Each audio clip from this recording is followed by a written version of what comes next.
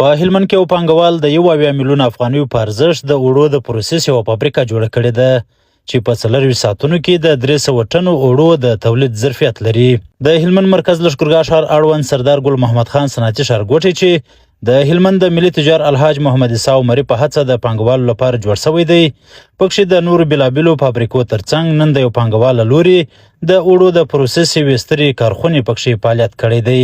د یادې کارخونې مسؤلین وایي چې دغه فابریکه یې د 1 کال په موده کې بشپړه کړې ده چې 1500 کسانو ته پکښې مستقیم او غیر مستقیم د کار زمینه برابره شوې ده. د دې کارخونې مسؤل میرزا ولی عزیزي وایي چې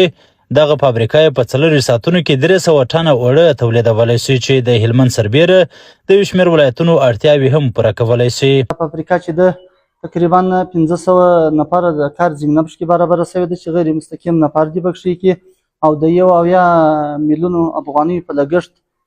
سرته رسېدلی